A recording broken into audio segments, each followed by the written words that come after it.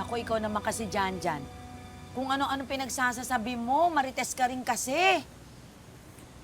Aling Deb, sinasabi ko lang naman po kung ano po yung narinig ko na usap-usapan dito sa atin. Ate Deb, huwag niyo pong sabihin na hindi niyo po naririnig yung usapang yan o yung chismis na yan.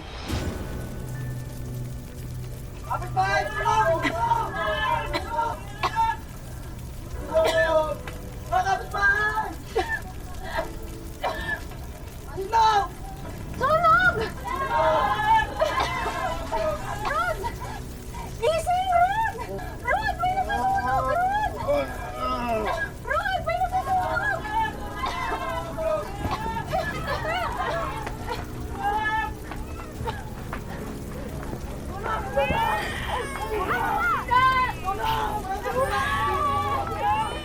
Di ba nga, may nakakita raw po kay Aling Romelia na tumigil ito sa harap ng bahay nila Ate Elaine?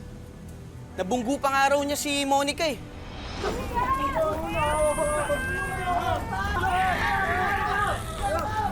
At sabi po sa usap-usapan, pumasok po ito sa loob ng bahay nila Ate Elaine.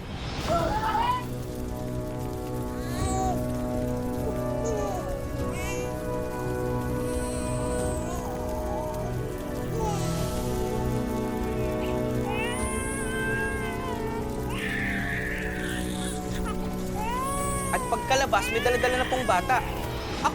Ako po mismo. Nakita ko po si Aling Romelia na may dala-dalang bata nung gabing yun.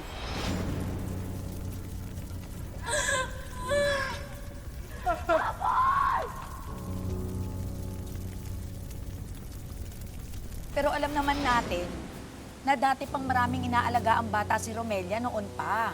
Dating kumadro na siya, di ba? Gusto ko mismong marinig sa bibig ni Aling Romelia na hindi totoo ang mga binibintang sa kanya. Kung hindi ko man ho nasagip ang anak ko sa sunog, sana masagip ko man lang siya kung nasan man ho siya ngayon. Ay nako, Elaine. Bahala ka. Pinapahirapan mo lang ang sarili mo eh. Maraming salamat po sa paalala niyo, ah.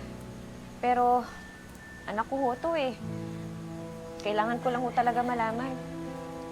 O siya, buhay mo yan. Ipagtatanong-tanong din namin kung nasaan namin demonyitang Romelyang yan. Ate, tutulungan kita. Sabihin mo lang sa akin kung anong sinisigaw ng puso mo. Susuportahan kita. Salamat, Rhinestone, ah. Umuwi ka pa dito. Para saan pa ang kayod ko sa Amerika? Kung magulo naman dito sa Pilipinas ang pamilya ko. Ate, wala kang kasalanan.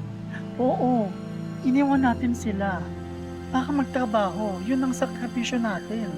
Nasana silang naiwan dito, magsasakripisyo din. Wala kang ginagawang masama. Wala tayong kasalanan.